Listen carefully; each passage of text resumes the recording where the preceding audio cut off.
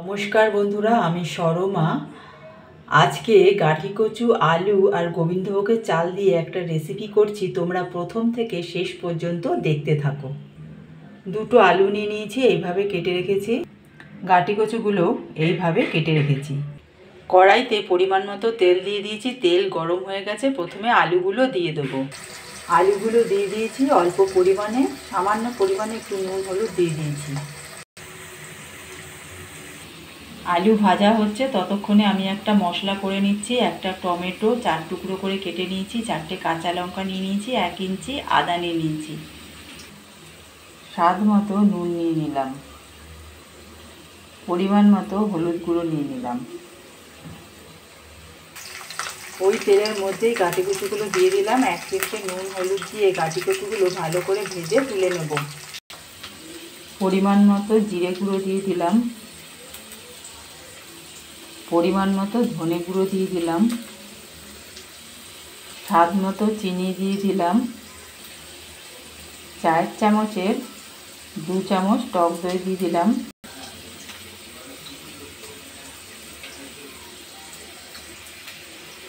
এবার সমস্ত উপকরণগুলো মিক্সিতে পেস্ট করে নেব। তাড়াতাড়ি করে রান্না করার প্রয়োজন পড়লে এইভাবে মশলাগুলো মিক্সিতে মিশিয়ে একবারে পেস্ট করে নিলে খুব ভালো হয়। গাঠি কচুগুলো ভাজা হয়ে গেছে, তুলে নেব।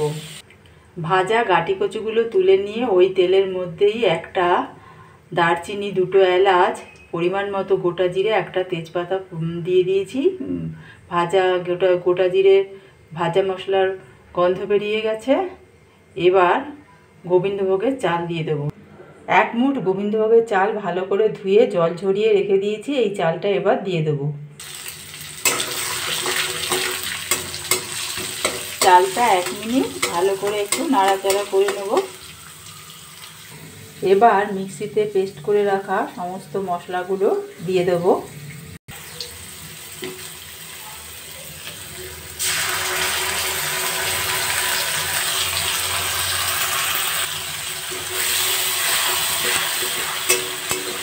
যতক্ষণ না পর্যন্ত মশলা থেকে তেল বেরোচ্ছে ভালো করে মশলাটা কষিয়ে নেব।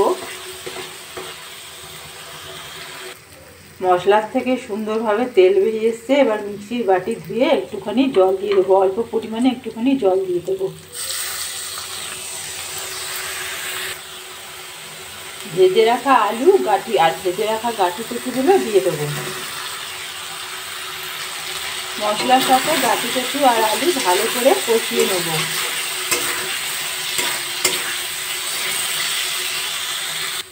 গাঠি কচু আলু দিয়ে মশলা দিয়ে ভালো করে কষানো হয়ে গেছে। এবার পরিমাণ মতো জল দিয়ে দেবো।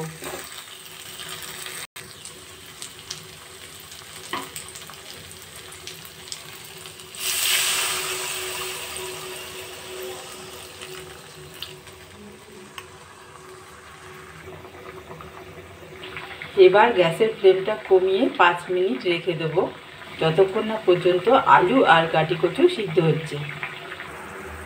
এই রেসিপিটার নাম দিলাম গোবিন্দভোগের চাল দিয়ে আলু গাঠি কচুর দম। 5 মিনিট হয়ে গেছে। গ্যাসের ফ্লেমটা কমিয়ে রেখেছি। আলু, গাঠি কচু, গোবিন্দভোগের চাল সব সিদ্ধ হয়ে গেছে। গোবিন্দভোগের চাল দিয়ে আলু গাঠি কচুর দম রেডি। এবার গ্যাসের ফ্লেমটা বন্ধ করে দেবো। 2 বোনের জুটি চ্যানেলের রান্নাঘরে আজকের ঘরোয়া রেসিপি গোবিন্দভোগের চাল দিয়ে গাঠি কচু আলুর দম রেডি। বন্ধুরা, কেমন লাগলো তোমাদের? যদি ভালো লেগে থাকে তাহলে আমাদের চ্যানেলটিকে অবশ্যই সাবস্ক্রাইব করে দেবে, লাইক করে দেবে। আজকের মতো টাটা বন্ধুরা, তোমরা ভালো থেকো। আবার কোনো একদিন নতুন কোনো ঘরোয়া রেসিপি নিয়ে উপস্থিত হব তোমাদের সামনে। ততক্ষণ পর্যন্ত টাটা বন্ধুরা, ভালো থেকো।